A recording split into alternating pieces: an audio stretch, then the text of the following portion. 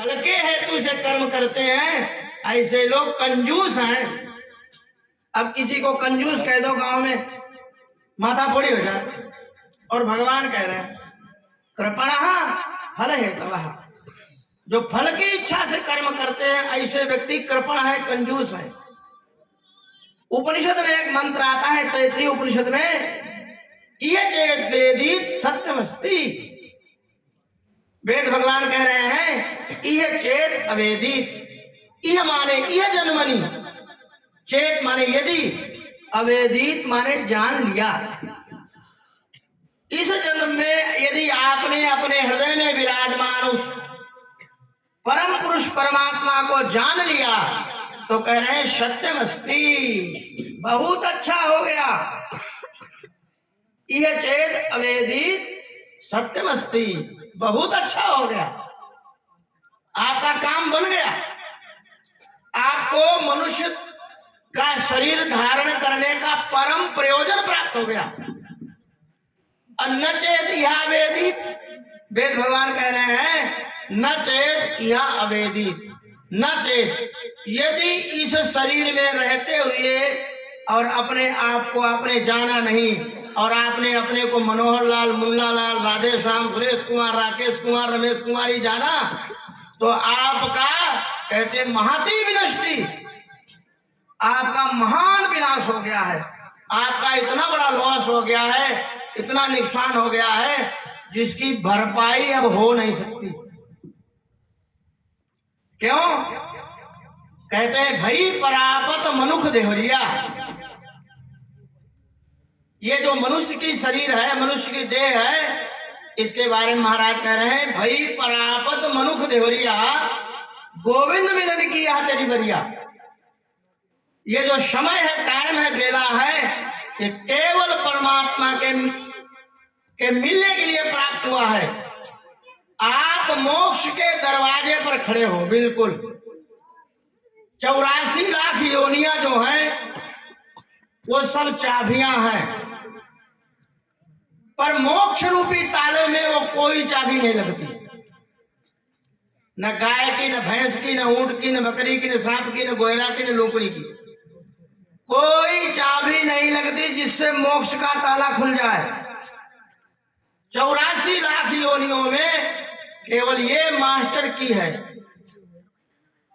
मनुष्य का शरीर ही मास्टर की है, इससे आप वो मोक्ष का ताला खोल सकते हो। उस दरवाजे पर खड़े हो और मनुष्य शरीर से ही मोक्ष का द्वार आप खोल सकते हो। तो महाराज कह रहे हैं भाई परापत मनुख देहरिया, गोविंद मिलन की यह तेरी बरिया, और काज तेरे कितने न काम। कह रहे फिर और कोई काम करे नहीं? बोले करो, पर वो कोई काम नहीं आने वाले। और काज तेरे कितने न काम, फिर क्या करें? कह रहे मिल साथ संगत, भज केवल नाम, भजो गोविंद भूल मत जाओ। महाराज कह रहे हैं भजो गोविंद भूल मत जाओ। मनुष्य जन्म का यही लाभ हो, मनुष्य शरीर धारण करने का यही लाभ है और कोई लाभ नहीं है।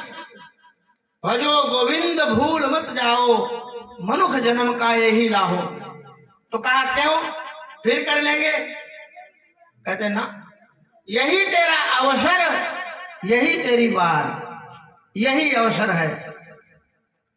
ये अपॉर्चुनिटी जो आपको मिली हुई है ये अभी है, फिर नहीं। यही तेरा अवसर। जब तक ये शटर बंद नहीं हो जाते हैं तब तक जो सौदा खरीदना चाहो खरीद लो। अब ये शटर जो लगा रखे हैं भगवान ने, ये शटर जब गिर जाएंगे फिर आपको 4 आना का सामान नहीं मिलेगा। आपके पास में चाहे गड्डियां 500-500 की अलमारी में भरी हो, यदि आपने अपने हाथ से उनका उपयोग कर लिया तो गड्डियां आपके काम की है, नहीं तो आपके लिए राख है, कोई मतलब नहीं। आपके शरीर के छूटने के बाद में वो जितनी गड्डियां हैं उनको 10 दिन तक बैठे इस खेजड़ा पर देखते रहना और रोते रहना कि अरे इन गड्डियों का मैं उपयोग कुछ कर लिया होता, खर्च कर लिया होता तो मेरे अकाउंट में कुछ आ जाता। अब ये छोरा पता नहीं उन रुपया का क्या करेंगे। तो धन की 3 गतियां हैं, दान, उपभोग और नाश।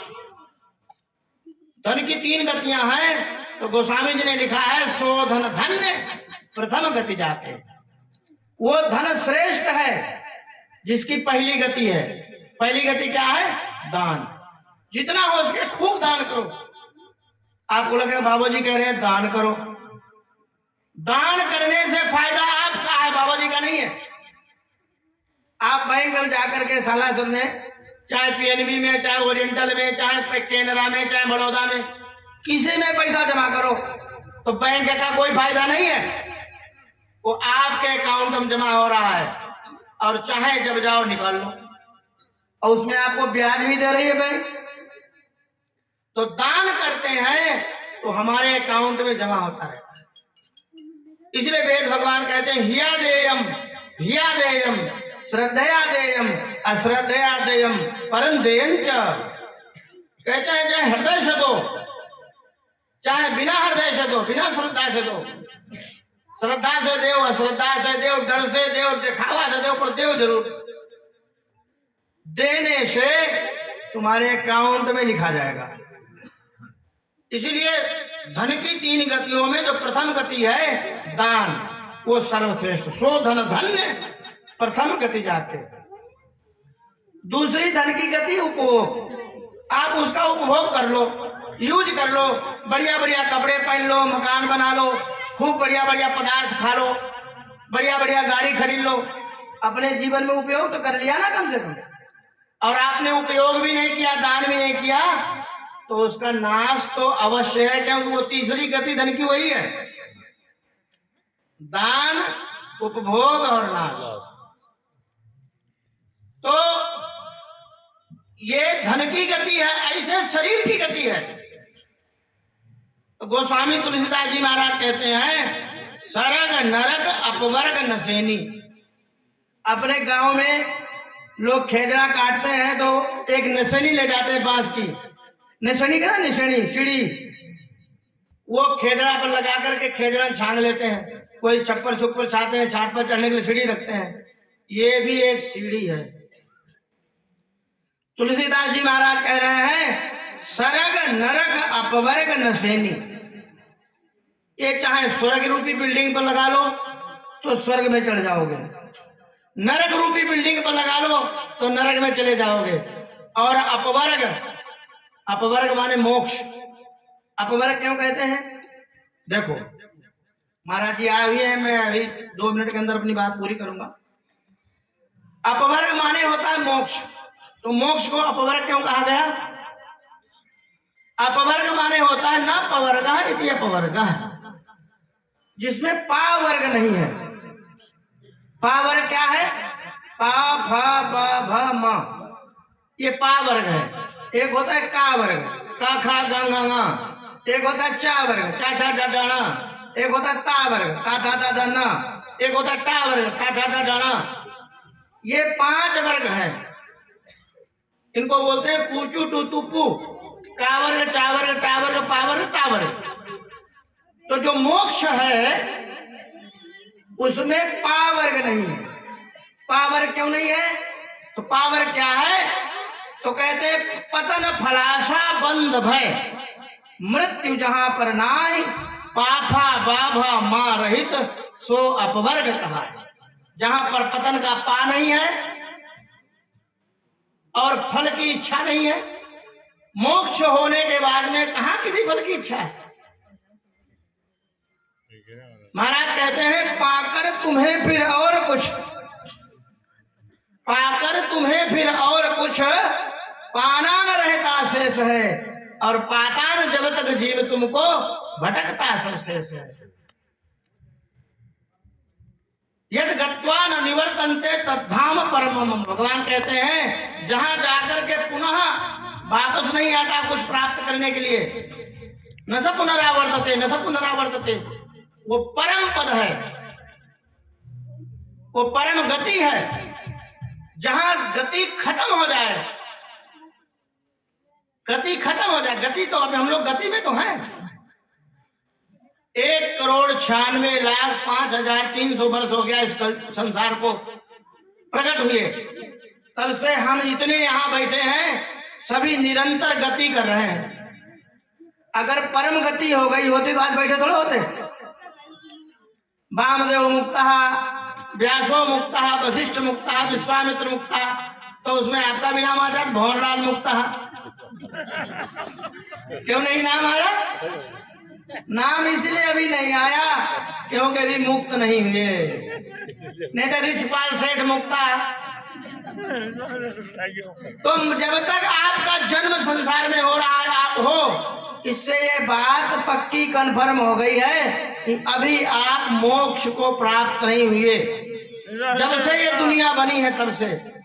और यदि आप चाहते हो कि इस जन्म में मेरा मोक्ष हो जाए, तो इस संसार के भोग पदार्थ और स्वर्ग के सुख, यह मूत्र फल भोग विराग, इस संसार के और इंद्रादिक देवताओं के जो ऐश्वर्यवान सुख हैं, उनका सबका त्याग करके और आत्मज्ञान के लिए गुरु में भाव गच्छेत तत्व ज्ञानार्थम, उस आत्म तत्व को, उस परमात्मा तत्व को, अपने स्वरूप को जानने के लिए गुरु की शरणी जाओ।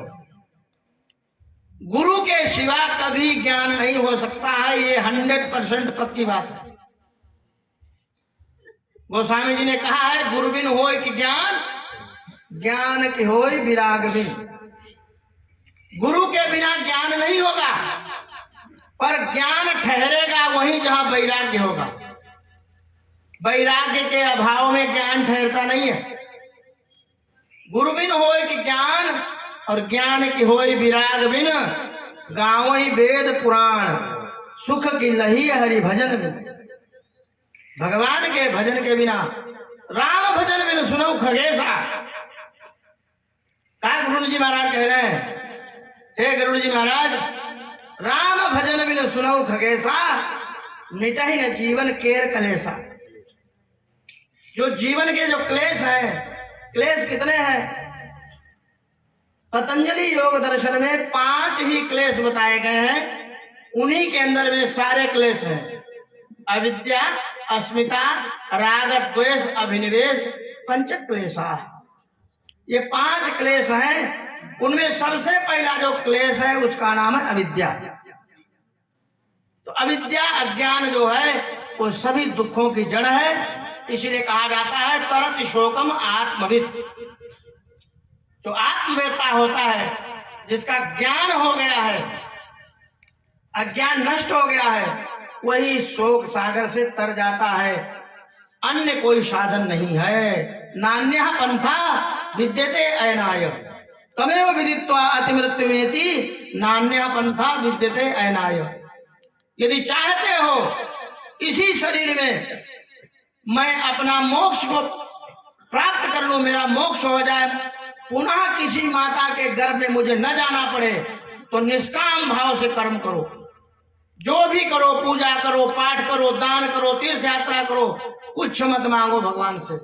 भरत जी की तरह सब कर मांगो एक फल, राम चरण रति हो। सभी का एक ही फल चाहता हूं कि भगवान के चरणों में प्रीति हो जाए।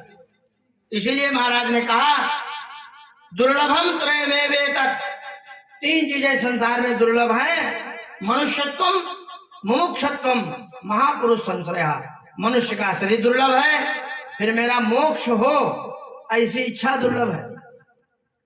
यहाँ पर इतने लोग बैठे, इनमें एक व्यक्ति की भी इच्छा है कि मेरा मोक्ष हो। कौन चाहता है मेरा मोक्ष हो? बेटा हो जाए, पोता हो जाए, बहू हो जाए, मकान हो जाए, नौकरी लग जाए, बीमारी ठीक हो जाए, मोक्ष कौन चाहता है? मोक्ष दुर्लभ है। मोक्ष की इच्छा होना बहुत दुर्लभ है। इसलिए 3 चीजें दुर्लभ बताई गई हैं।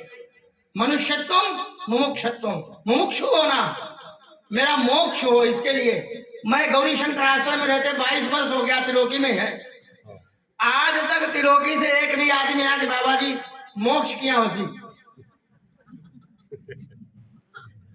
एक भी आदमी आया आज तक जो कोई आवे महाराज बेटा की श्रद्धा कोनी रहे थोड़ा आशीर्वाद दो महाराज हम गाय भैंस लावा देना रोई कोनी घर दूध देवे 2 दिन चल जाए कदे भी के टोक हो जाए वो तो है भी कि श्रद्धा कोनी रहे बेटा की नौकरी लागते लागते रह गए अब की महाराज कृपा करो अब की लाग जाए महाराज स्वाम नहीं करते हमरा बेटा की सगाई नहीं हो रही ले तो बताओ एक बात समझो ये सब कुछ मिल जाएगा उसके बाद क्या फिर क्या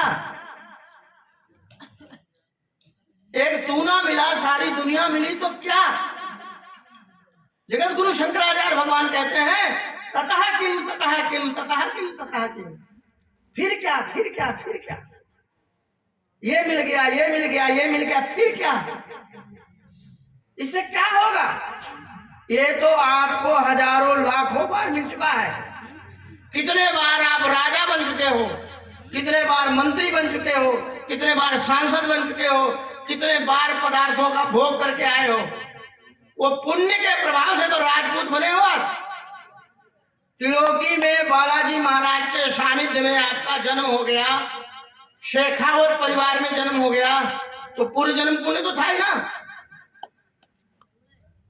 पूर्व जन्म का पुण्य के बिना उत्तम लोग थोड़ा मिलता है भगवान कहते शुचि नाम श्रीमताम गे योगा भ्रष्टो भी जाए थे तो पुण्य तो है ही है पर इतना पुण्य नहीं है कि मोक्ष हो जाता संसार की कामनाओं को लेकर के पुण्य किए और अभी तक ये इच्छा जागृत नहीं हो रही कि मेरा मोक्ष हो और मैं जाकर के गुरु के पास में प्रश्न करूं गुरुदेव मैं कौन हूं मैं कहां से आया हूं और मैं कहां जाऊंगा और मेरा कर्तव्य क्या है कोई पूछता है तो मोक्ष किसको चाहिए चाहिए किसी को नहीं इसलिए कहा मनुष्यत्वम मुमुक्षत्वम महापुरुष संश्रय महापुरुष का सानिध्य मिल जाना ये बहुत दुर्लभ है मनुष्य का शरीर मिल जाना ये दुर्लभ है और मोक्ष की इच्छा जागृत हो जाए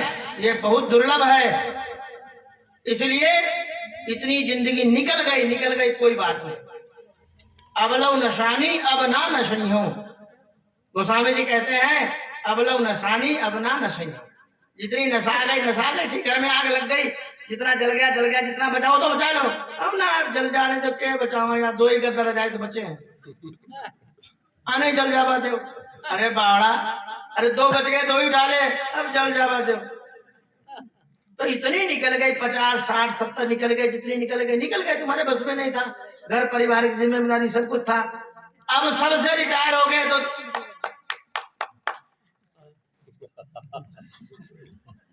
बताओ कहाँ ठौर मिलेगी है कहीं ठौर सालासर बालाजी से लेकर के गौरी शंकर आश्रम तक सालों भर भागवत कथा सत्संग होता है कितने लोग सत्संग करने आते हैं ताश खेलने के लिए आपका पास टाइम है ताश में सवेरे से शाम तक गट्टा पर बैठे बैठे ताश खेलेंगे और कथा सुनने के लिए टाइम नहीं है कोई बाबूजी धर्म पैसा मांगे क्या भागो सुनवर गाड़ी भेजे बस भेजे टैक्सी भेजे टेम्पो भेजे कार भेजे फिर भी कहे भाया यार मैं तो जाइए मैं तो थोड़ा 2 राउंड खेल जा